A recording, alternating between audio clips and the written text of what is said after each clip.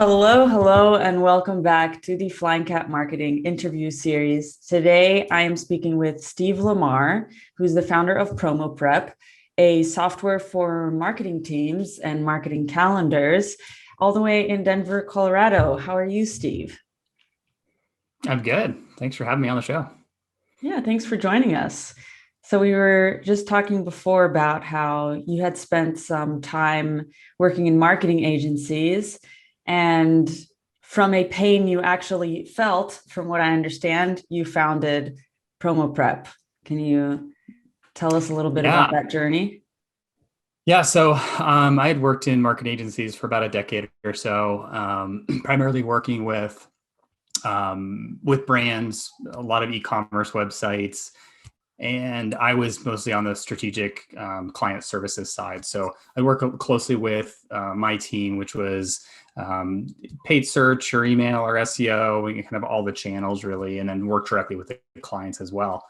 And so we typically have a lot of different promotions or marketing activities or things that we need to keep track of. And usually they come over in a spreadsheet or an email or a Google sheet or something. And so we had 10, 15, 20 different calendars we had to keep track of as we're doing, have to go execute on. And a lot of the clients I worked with too were in the apparel space and promote that they're very promotional heavy as well. And so things might change the day before you're supposed to launch something, and then we may not be notified. So there's just this pace that you're always going at in the agency world. And then when you're supposed to execute against things that you need to know all the details about, it was sometimes few and far between. And so definitely a pain that I felt and everybody else at the agency felt as well. And so, just kind of started thinking about there's got to be a better way than just a spreadsheet, which a lot of rows and columns and all those details, and everybody had a different way to do it. So yeah, just kind of one thing led to the next. I started thinking about how can, build something that makes it more collaborative in this central place for housing everything. So that's really the impetus for it. Nice. So, you've been bootstrapping that this whole time. Yeah. Started a few years back, kind of doing everything on the side, and then in September of last year, started peeling away a little bit. Did some kind of consulting actually with my agency to kind of lessen the blow of going less income, and then went full time in basically February of this year. So yeah, Congrats. yeah, thanks. Yeah, How's that been going? good. Good, really good. It's it's a challenge. It's starting off a new brand is always challenging. I think the naive part of it is when you're working with brands that have been established, they have budgets, they can just throw money at paid search or throw money at display, and all of a sudden they get traffic and revenue. It's so much easier when you've got a no name brand and trying to establish yourself. There's so many different ways you have to approach it that you don't know what's going to work. So yeah, but it's going well. It's a lot of fun. It's definitely something that I enjoy doing. So So, what was one of the things that worked the most for you as a bootstrapped company? probably a combination of things. I think the biggest thing that we're focused on right now, I've got a partner who's kind of doing some of the marketing stuff as well, and I'm doing a mix of the marketing plus the development side or overseeing that side of it. We're focused a lot in the organic side and trying to build up the brand name and getting the brand out there. And so where we spend a lot of time is on Twitter. There's a big marketing community there, plus founder community there. So definitely kind of made my way into that community, and then a bit on LinkedIn as well, and then the organic side, just organic search, driving some traffic that way too. So really organic, and that's really where we started because it's a lot cheaper, and you can really push a lot of effort to that, and then hopefully drive awareness. And I've definitely dabbled in doing some paid initiatives in paid search and paid social on LinkedIn and on Twitter even. and it's just so expensive. And you're talking like $15-20 a click sometimes in paid search. And it's like, those things better convert or it just adds up so quickly. So so I think there's definitely some challenges there in terms of bootstrapping and trying to be as nimble as possible and trying to be, find the traffic without having to pay crazy amounts of money for it. So let's talk about Twitter, because that's an egg I have yet to been able to crack. I don't get it. And you have gone viral on Twitter. So share, spill the beans. Yeah, it's funny. Twitter it's super fast paced. It's one of those things that you get in and everybody's just throwing ideas around and it's very kind of thought provoking type stuff. People have different styles and different ways that they tweet, and there's threads that you can build out that are longer form content and things. And back in November, I really kind of got more engaged back in about June or July of last year. And it was really something I was trying to focus on. And I had very few followers. And the thing is, I think in any social space, when you don't have very many followers, you throw stuff out there and you don't get the engagement. It's just kind of talking into the void. And so, it's hard because it's like you put all this effort into something and you push it out there and you get nothing. And so do you give up on it or do you kind of keep going and keep pushing? So I had it was like late November, and it was one of those like Saturday morning, like 5 a.m. I woke up for some reason because it was something I was thinking about a lot. Like I trying to get traction and how do you get traction? And it's funny because so many people on Twitter talk about how to get traction on Twitter and how to get followers. It's like this weird, like, meta kind of conversations. Well, it's not even meta. It's like out in the forefront, but it's like talking about a lot of the conversations are here's how I grew on Twitter. And so there's a lot of that chat because it is difficult. And so it's something that was on my mind a lot. And so I thought about, like, it's so frustrating going from really nothing to little bits and bits and bits. And so I put together this thread that talked about how I went from 143 followers to 150 followers in 6 months. And like, how did I get these 7 followers? And it was kind of like satirical and kind of, I don't know, tongue in cheek kind of thing. And I pushed it out there and I felt really good about it. I thought it was a good tweet. And so, but at first it really didn't get anything because I only had 150 followers at the time, or 149 or something. And so I didn't really have much. And then one guy who's got, had a decent engagement with his crowd, he retweeted it, and that like sparked it. And then it just blew up. So for the next 72 hours, I went from 150 followers to 17,000 in 3 days. Oh my God. Like, it was insane. It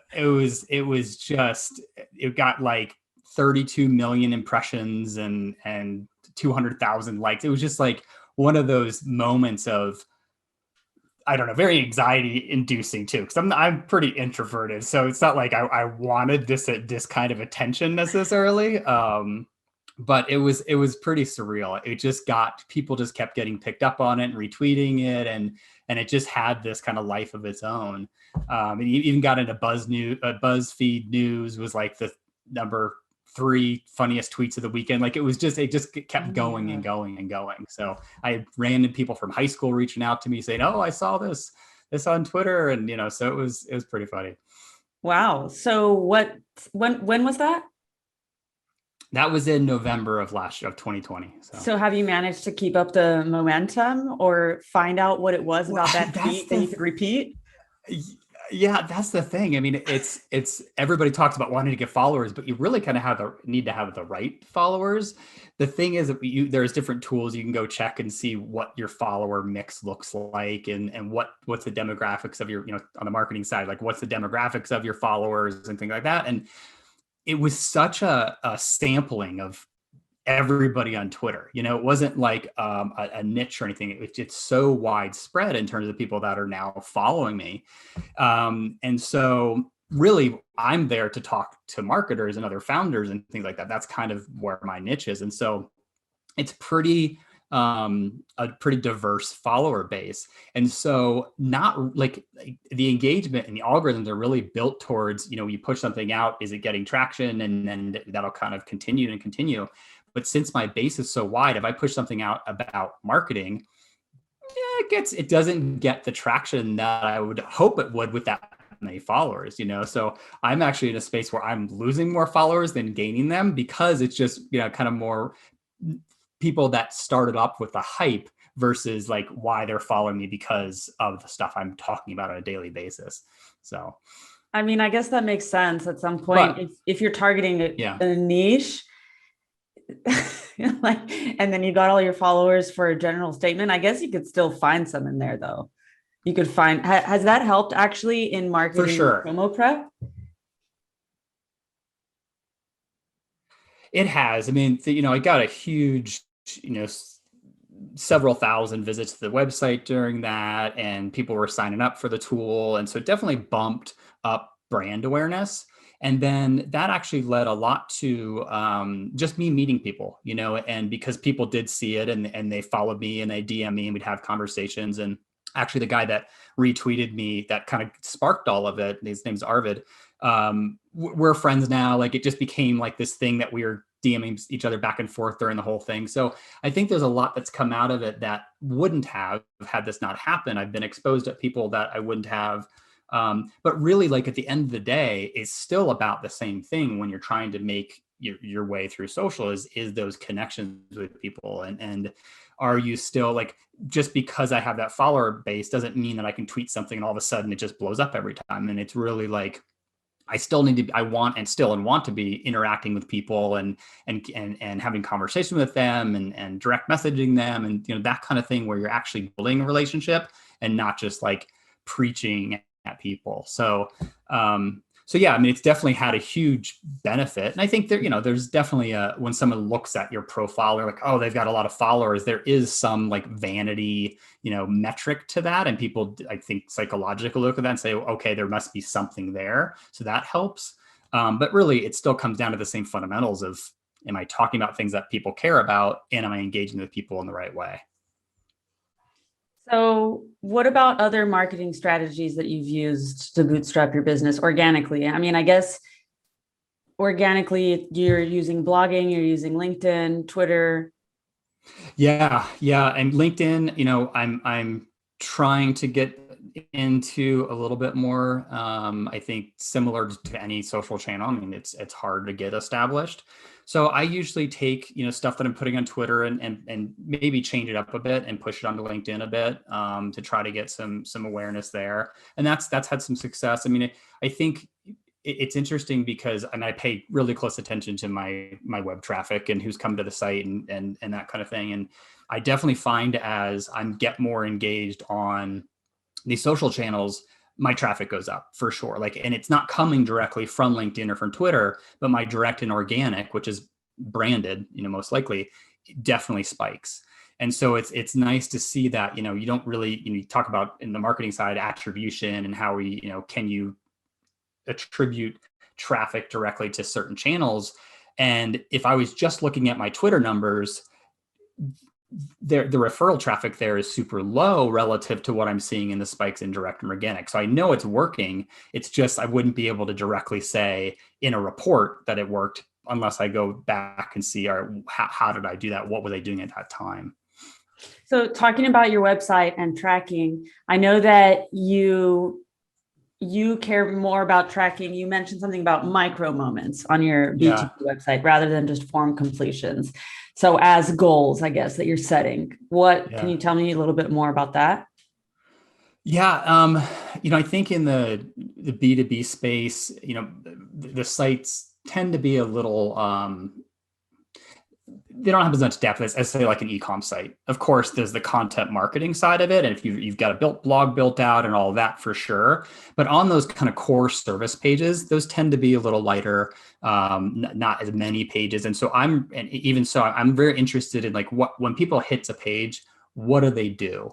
So for instance, is there a video on the page and are people actually interacting with that?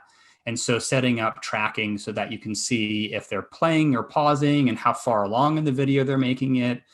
Because that's a good sign if someone's playing it and getting to at least 50%, depending on how long the video is.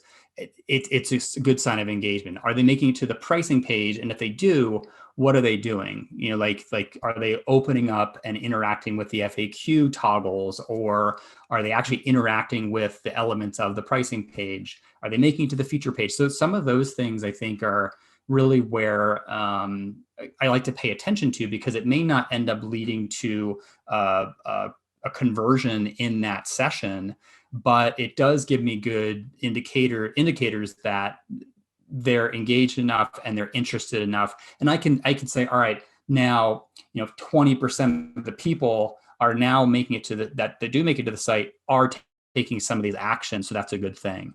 So it's very kind of high level, but at least gives me a sense of, is the traffic that's coming interested enough that maybe they'll come back. Or you can then set up retargeting campaigns to say, all right, if they took this action, this is a close enough action to maybe being considering.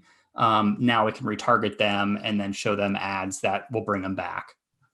So what are you using? This is behavioral analytics, what you're talking about. Like you're tracking this on Hotjar, or where are you looking at this data? Yeah, I actually use Google Analytics for this because I like having the actual numbers. I mean, Hotjar is great because you can see, and like Full Story and those others where you can see recordings and things, and then even heat maps. But this is all through, I go and use Google Tag Manager, set up events that then trigger and push into Google Analytics. So then I've got the actual numbers to work with to say, X percentage actually did this. First, I think with Hotjar and those other tools, they're hard because, it's not as easy to aggregate all the data together and then really kind of slice and dice it. It's usually a little bit more higher level, but certainly a good way to look at it. But yeah, I use GA for all that. Okay. So in terms of numbers of users acquired, or user acquisition, what has been your most effective content play or your most effective marketing play? Yeah, I think organic search is one for sure.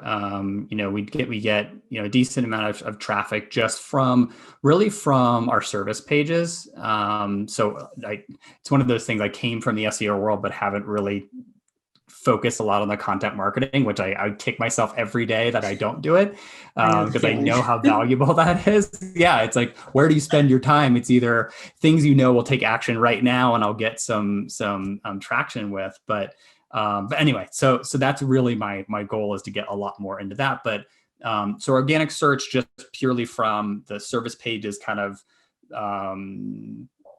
shorter tail keywords that like marketing calendar and things like that. And then organic social. I mean, like I said, I think Twitter definitely drives a lot of that traffic, and then eventual trial signups, and then hopefully they're signing up for the paid side, and then even just outbound emails as well. So I do have some outreach that I do, cold outreach and things too, that drives some traffic and trials and such. How big is your marketing team actually? It's two. It's me and Chantel. So okay. Yeah, we're a pretty small team. We're like 5. I've got some developers, but the two of us are kind of the front end of everything. So okay, so it was you first doing all of the marketing, then Chantel joined. Yep. What was the first thing that you outsourced to her? First thing outsourced, delegated. Yeah, she is amazing at the community building side of things. And so first thing we did was, first we kind of looked at the website, made some tweaks there, and just kind of got that in order. And then we just started pushing out into, she's heavy in LinkedIn and in Twitter. And so she started pushing that out, and we got together a user group to help provide some more direct feedback and build out some of a community there, to start actually interact with people in a little different way than you would actually in the social channel. So she's great at that. And then also we actually just kicked off yesterday another kind of group that's more directed for marketers, kind of like a support group in a way, to be just engaging with other people in the marketing space that, just talk about the trials and tribulations of of marketing and being either a one-person team, or I think as I've talked with more and more marketers getting into this, I'm actually in a Facebook group too. Actually, that's another place where I get a decent amount of engagement. And the marketing side is so funny because so many expectations are put on marketers, I think, particularly when they're in-house, because everything just gets dumped on them and they're expected to do, like, even jumping from a social to paid search to SEO to email to display, like all those things are so different and take so many different skill sets, but yet a marketer is expected to do all those things if they're in-house. And so, I think there's this frustration that builds with people in this space of like, it's hard to handle these things and people don't really get what I do and they think it's really easy. And, the salespeople just don't really think I'm putting brochures together. Like it's very, I don't know, contentious is the wrong word, but it can be, I think it's in that space. There's a lot of frustration. So anyways, we're kind of starting this more support group to help, just let people vent, and just get to know each other a little bit. So you got to give me the link. I want to join that group. For sure. I will do that. I feel that pain. I mean, I have, a marketing agency and we have the teams to serve the clients. But then when it comes to my marketing, it's just me. Yes. I'm like, I know what I could do if I had the whole team, but I'm giving them to the clients.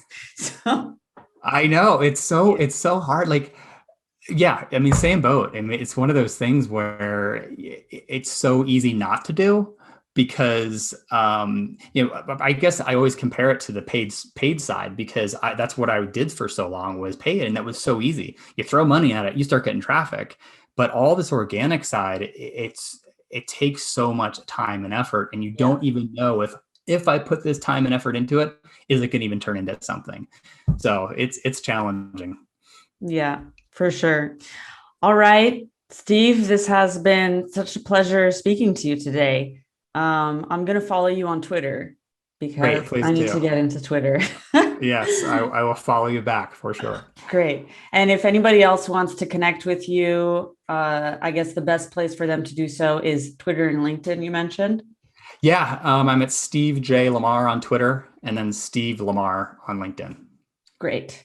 Well, thank you so much for spending this time with me today. And whoever's watching or listening to this, if you enjoyed this episode, please do give it a like, share with a friend or colleague, and subscribe. And thanks again, Steve. Yeah, you're welcome. Thanks for having me. Have a great day. Bye.